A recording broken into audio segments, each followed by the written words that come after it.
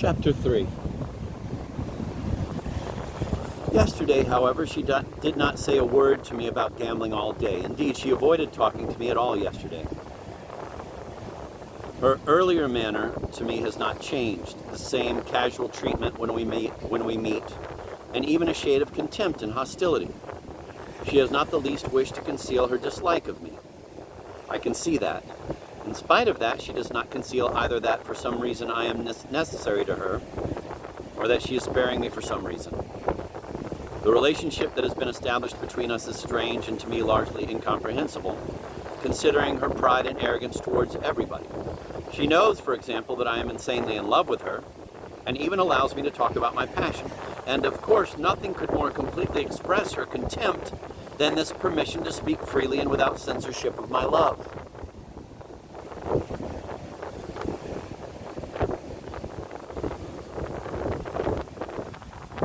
It is as good as saying, I think so little of your feelings that as far as I am concerned, it makes absolutely no difference what you say to me or what your feelings are towards me.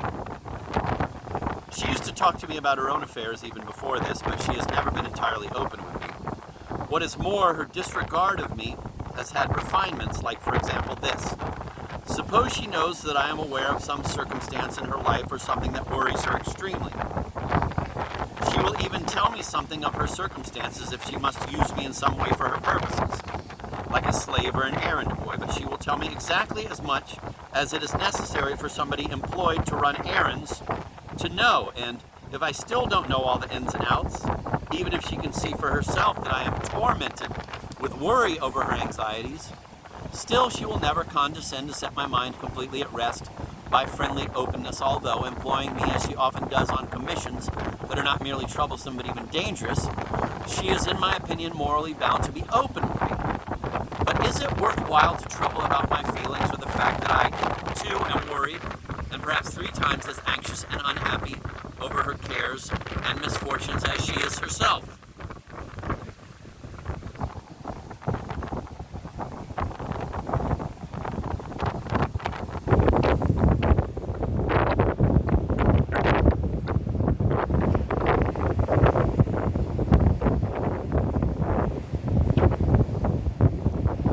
I have known for 3 weeks of her intention to play roulette. She even informed me beforehand that I must play instead of her because it would be improper for her to do so. I noticed at the time, from the tone of her remarks, that she had some serious worry, not merely a desire to win money. What is money in itself to her? There is some purpose here, some situation I may guess at, but don't as yet know. Of course, the humiliating subjection in which she keeps me might give me, and extremely often does give me, the possibility of crudely and directly questioning her. Since I am her slave and altogether insignificant in her eyes, she feels no reason to be offended by my boorish curiosity. But the trouble is that while she allows me to ask questions, she does not answer them. Sometimes she does not even notice them. That is how things are between us.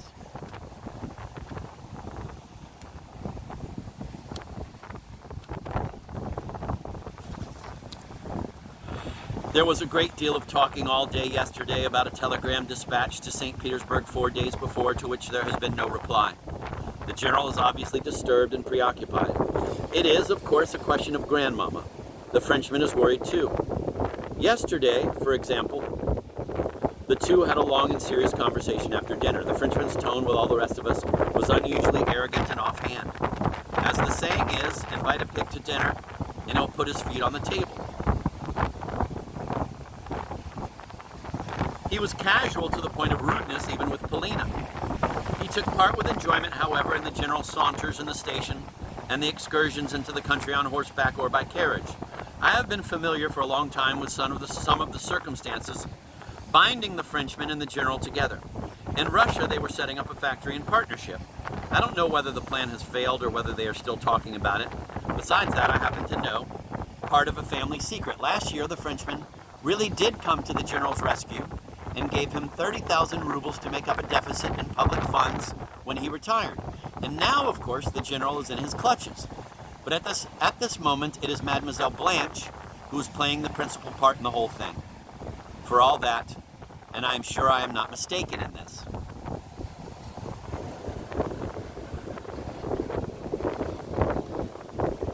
Who is Mademoiselle Blanche? Here she is said to be a French noblewoman, possessing a mother who is here with her, and a colossal fortune. She is also known to be related to our Marquis, only rather distantly, some sort of second or third cousin. It is said that before my trip to Paris, the Frenchman and Mademoiselle Blanche behaved with much greater ceremony towards one another, were on a somewhat more subtle and delicate footing, but now their acquaintanceship or their friendship and kinship emerges somehow cruder and more intimate.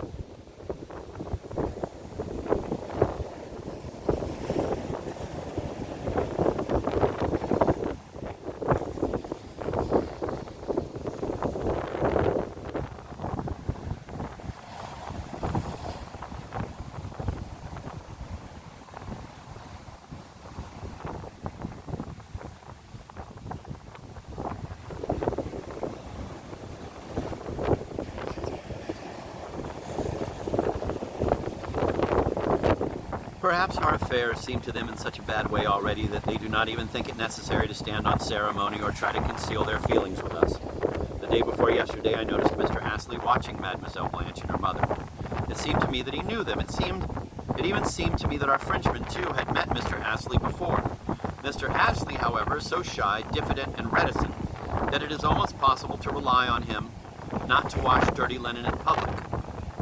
At any rate, the Frenchman barely exchanges greetings with him and almost never looks at him, which means he's not afraid of him. That is understandable enough, but why doesn't Mademoiselle Blanche look at him either? Especially as yesterday the Marquis let something slip. In the course of general conversation, he suddenly said, in what connection I don't remember, that he knows for a fact that Mr. Astley is immensely rich and that he, the Marquis, knows what he is talking about. At this point, Mademoiselle Blanche might have been expected to look at Mr. Astley. Altogether, the General is in an anxious position. It is easy to understand what a telegram about his aunt's death could mean to him now.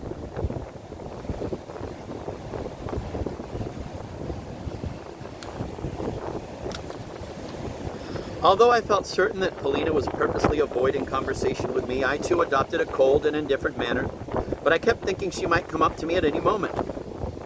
On the other hand, yesterday and today I paid attention mostly to Mademoiselle Blanche. The poor General is obviously done for. To fall so passionately in love at 55 is, of course, a misfortune. Add to that his widowerhood, his children, the utter ruin of his estate, his debts, and finally the woman he had to fall in love with. Mademoiselle Blanche is beautiful to look at, but I don't know whether I shall be understood if I say that she has one of those faces that can be terrifying. At any rate, I have always been afraid of such women. She is probably about 25. She is tall and broad, with sloping shoulders. Her neck and bosom are magnificent. Her skin is rather swarthy and her hair is black as jet. And she has an enormous lot of it. Enough for 2 women. Her eyes are black with yellowish whites. Her glance is bold. Her teeth extremely white and her lips always painted. Her perfume is musky. She dresses effectively, richly, fashionably, but with great taste. Her hands and feet are admirable. Her voice is a husky contralto. She sometimes laughs aloud, showing all her teeth, but usually sits silent with an insolent stare, at least in the presence of Polina and Maria Filipovna. There is a strange rumor that Maria Filipovna is going back to Russia.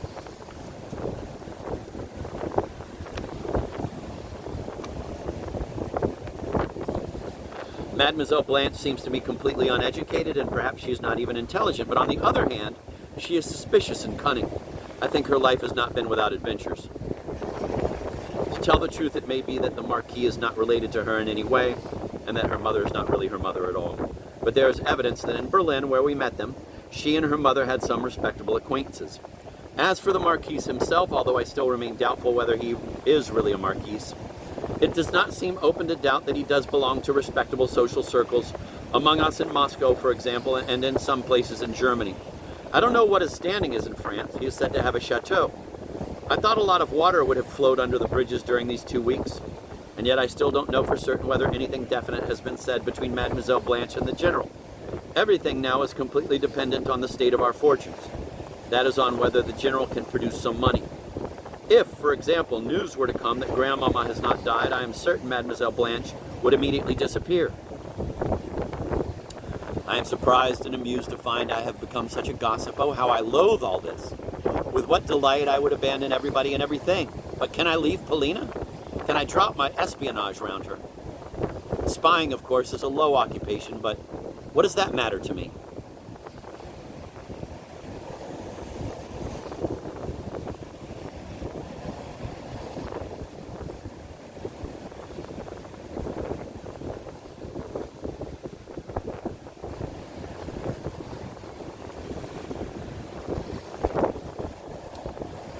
Mr. Astley has also interested me greatly in the last 2 days. Yes, I am sure he is in love with Polina. It is odd and amusing to see how much the glance of a shy and painfully chaste man can sometimes convey when he has felt the touch of love, especially at times when the man would, of course, much rather sink through the floor than say or imply anything at all, either by word or by look. Mr. Astley often meets us on our walks. He takes off his hat and walks past, although, of course, he is dying to join us. If, however, he is invited to do so, he refuses at once. Wherever we sit down in the station or near the band or the fountain, he is certain to take up his position somewhere not far from our seat. And wherever we are in the park or the woods or on the Schlangenberg, we have only to raise our eyes and look round, and there on the nearest path or behind a bush is Mr. Astley's lurking place. He seems to me to be looking for a chance of talking to me by myself. This morning we met and exchanged a word or two. Sometimes his conversation is extremely abrupt. Without even saying good morning, he began by blurting out, "Ah, Mademoiselle Blanche, I have seen plenty of women. I have seen plenty of women like Mademoiselle Blanche." He stopped and looked meaningfully at me. What he meant by it, I don't know, because when I asked him, he nodded his head with a sly smile and added, "Quite right. Is Mademoiselle Pauline very fond of flowers?" "I don't know," I answered. "I've no idea." "What, you don't even know that?" he exclaimed with the utmost amazement. I don't know. I've never noticed," I repeated, laughing. That gives me a special idea." He inclined his head and walked on. He looked pleased, however. Our conversation had been conducted in atrocious French.